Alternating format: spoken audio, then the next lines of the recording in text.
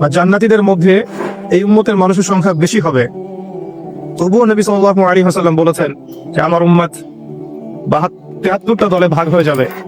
বনু ইসরাইল 72 দলে ভাগ হয়েছিল। ওয়াতাফতারিকু উম্মতি আলা 73 মিল্লা, আমার উম্মত 73টা দলে ভাগ হয়ে যাবে। কুল্লুহুম ফিন নার, প্রত্যেকটা দলই যাবে জাহান্নামে, ইল্লা মিল্লাতান ওয়াহিদা, একটা মাত্র দল ছাড়া। কিলা মান হিয়া ইয়া রাসূলুল্লাহ, বলা হলো তারা কারা হে আল্লাহর রাসূল সাল্লাল্লাহু আলাইহি ওয়াসাল্লাম?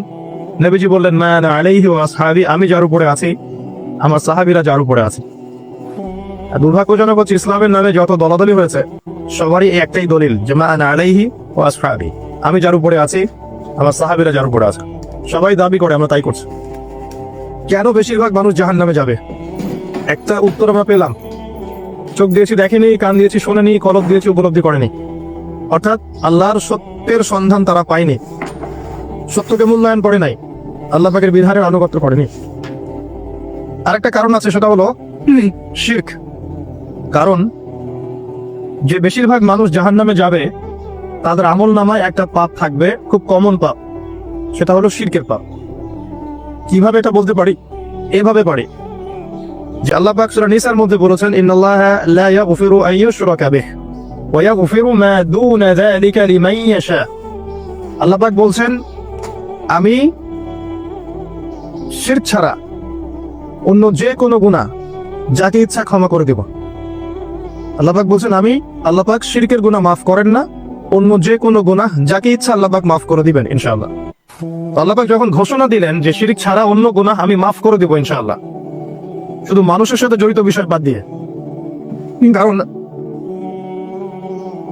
মানুষের সাথে জড়িত বিষয় আল্লাহ রাব্বুল আলামিনের কাছে ক্ষমা চেয়ে লাভ হচ্ছে না। যেটা মানুষের সাথে জড়িত বিষয় সেটা আল্লাহর কাছে ক্ষমা চেয়ে লাভ হচ্ছে না।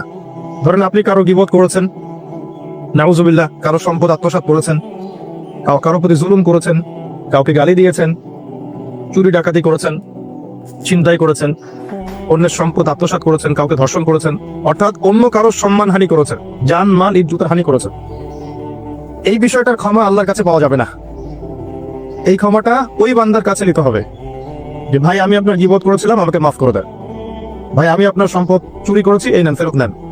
ভাই আমি তোমার জমি আত্মসাৎ করেছি, এটা তোমার, তুমি নিয়ে নাও। ভাই আমি তোমার কাছে টাকা ধার নিয়েছিলাম, দেইনি, এই যে দিয়ে দিলাম, শোধ। প্রতিটা বিষয় যেটা মানুষের সাথে জড়িত, হাক্কুল ইবাদ, এটা আল্লাহর কাছে ক্ষমা হবে না, এটা তার কাছেই ক্ষমা নিতে হবে, এবং এটা খুব কঠিন বিষয়।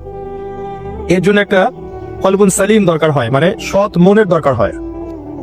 আর এই সৎ মন অনেক দাড়ি টুপির ভিতরেও থাকে না। আমি কি বুঝাতে পারছি? এই মনস্তাত্ত্বিক সততা দাড়ি টুপি জুব্বা পাগড়ির ভিতরে নাও থাকতে পারে, এটা ভিতরের ব্যাপার। যার কলব যত বেশি পরিচ্ছন্ন আলোকিত, সে তত বেশি সৎ হবে ইনশাআল্লাহ।